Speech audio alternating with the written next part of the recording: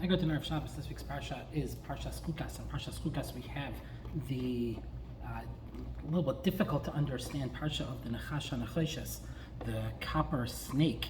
And what happened was the Bnei Yisrael were traveling. They were on their way to Eretz Yisrael. They were nearing the end of their journey, and they start to complain to Moshe Rabbeinu, and because they were forced to circle around Edom. And in response, they get plagued by snakes. There is a plague of snakes that comes. And Moshe is commanded at this point to create a copper snake, and which will heal those that were bitten when they look at it. Now, over here, what we have to understand is what is going on here. This is so against our Judaism's belief of looking at an object and the object healing a person. It's so against our belief.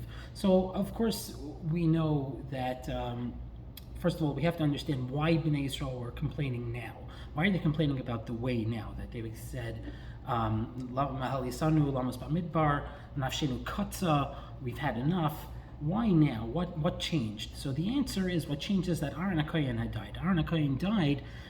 Klal Yisrael lost the clouds, the Anonim, the Anani HaKavod, that were helping them get through this difficult journey. The Anana made their lives much easier. So at this point, when that left, it became much more difficult for them, and it was a challenge, so they started to complain.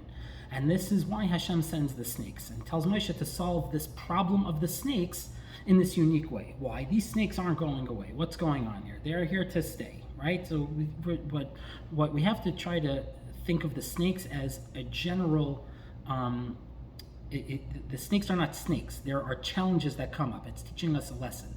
And these snakes are not going away over here. So they're here to stay. So we have to learn to deal with them. We have to learn to live with them. But more importantly, the snake is both the problem and the solution. Now, the snake being the problem and the solution teaches us that it's not about the snake itself. We know that the Mishnah says, does the snake heal? Does the snake kill? No, of course not. It's the Rabbanu Shalom. When Bnei Yisrael is looking toward the heavens, then they would get healed. So it's nothing to do with the snake. It's about looking up to Hashem. So the copper snake is not about the cure for the snake problem that they're having now. It's teaching Klal Yisrael and all of us a lesson. And that lesson is that we have to take our challenges that we have, just like the challenge of the snakes, we have to take the challenges that we have and turn them into our strengths. It's just like copper also could be molded into anything, so too we can transform our challenges and into opportunities that we have for growth. And more than that, there's a crucial message here that before Am Yisrael enters into Eretz Yisrael. And the message is as follows, and it can apply to us as well. Yes, you're going to face challenges. You're going to have difficulties. It's definitely going to be times when it's going to be hard for you. And there's no more clouds. There's no more magic. There's no more clouds that are making your life easier. That's how life is sometimes. We have challenges in our life, and there's not always going to be some magic potion to make everything better. That's not realistic. That's not life. We have to learn to deal with this. And that's the important message over here, I think. I think it reminds us of the importance of the journey itself. We have challenges in our life, and that's part of our journey. Klal Yisrael just wanted to get to the gates. They wanted to just get to the end. They had to get to Eretz Yisrael. But Hashem, through the copper snake, is teaching them a reminder of what life really is realistically. It's not about the specifics, the snake. We're always faced with challenges. We have a lot of challenges, but once I can get through these challenges by looking Klape Maila, by looking up to Hashem, then these challenges become my strength.